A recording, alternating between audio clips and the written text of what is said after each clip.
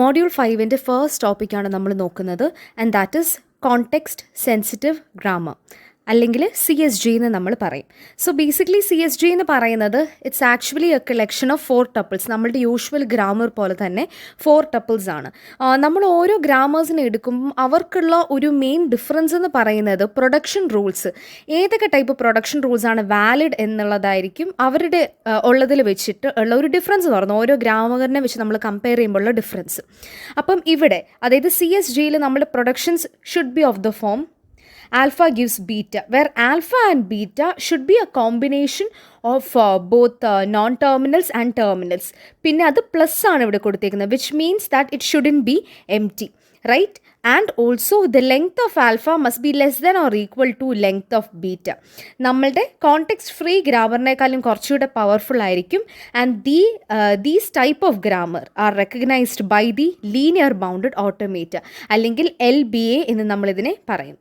അപ്പം ഇതിനോട് റെസ്പെക്റ്റീവായിട്ട് വരുന്നതാണ് കോണ്ടെക്സ്റ്റ് സെൻസിറ്റീവ് ലാംഗ്വേജ്, അല്ലെങ്കിൽ CSL. The language which is defined by the context sensitive grammar is nothing but CSL. നമ്മൾ ബാക്കിയുള്ള മോഡ്യൂളുകളിൽ പഠിച്ച പോലെ തന്നെ CSLൻ്റെ പ്രോപ്പർട്ടീസാണ് നമ്മൾ നെക്സ്റ്റ് നോക്കാൻ പോകുന്നത്. The first property is union. So let us take 2 languages, L1 and L2, who are CSL. So if I am defining my L1 as a raised to n b raised to n, where n is greater than 0, and L2 as c raised to k d raised to k, where k is greater than 0, then my union, that is L1 union L2, can be given by a raised to n b raised to n union c raised to k d raised to k. This is also a CSL. Right. So union എന്ന് പറയുമ്പോഴത്തേനും നമ്മളുടെ ഈ ഒരു കേസിൽ അത് CSL ആയിട്ടേ വരത്തുള്ളൂ. Next let's look into the second property, that is concatenation. Concatenation, if there are 2 languages, L1 and L2, that is a context sensitive language, then L1 dot L2 is also context sensitive. അതിന് ഈ same example തന്നെ നമുക്ക് എടുക്കാം. So ഈ same എക്സാമ്പിളിൽ L1ഉം L2 നമ്മൾ എടുക്കുവാണെങ്കിൽ L1 dot L2 will be AN BN dot C raised to K D raised to K, which is also a context sensitive language. My next property is intersection. So if I'm having 2 languages, L1 and L2, if they themselves are CSL, then L1 intersection L2 is also a CSL.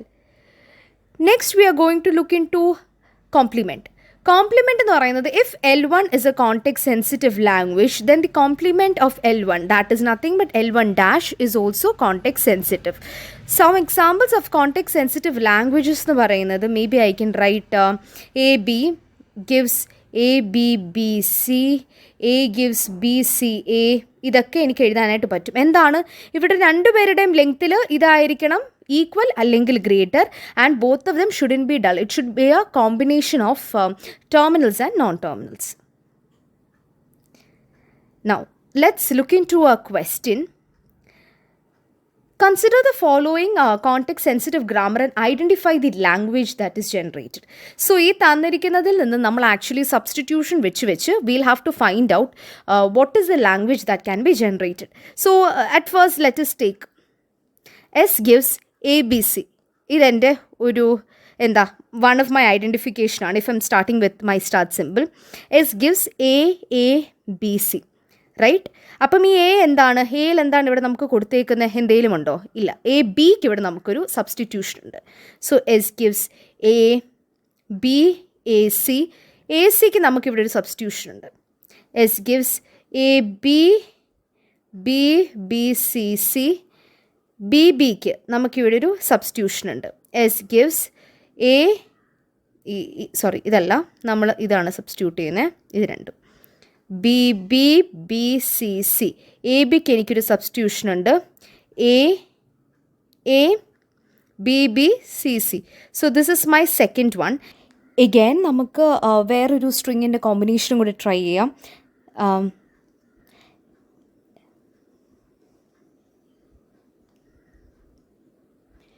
AB നമുക്ക് elaborate ചെയ്യാം. അടുത്തത് AC നമുക്ക് again elaborate ചെയ്യാം. B B നമുക്ക് elaborate ചെയ്യാം. B ബിനെ again നമുക്ക് elaborate ചെയ്യാം. again ഈ എ ബിനെ നമുക്ക് ഇലാബറേറ്റ് ചെയ്യാം. again എ ബി,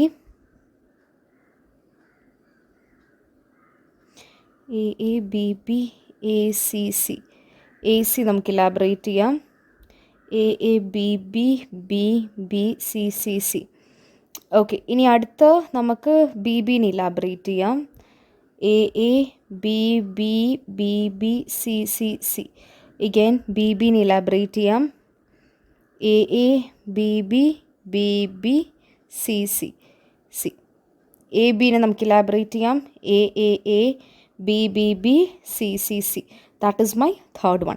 സോ ഈ 1ഉം 2ഉം 3ഉം ഒന്ന് കമ്പയർ ചെയ്യുമ്പോൾ തന്നെ നിങ്ങൾക്ക് എന്തെങ്കിലും ഒരു സിമിലാരിറ്റി തോന്നുന്നുണ്ടോ?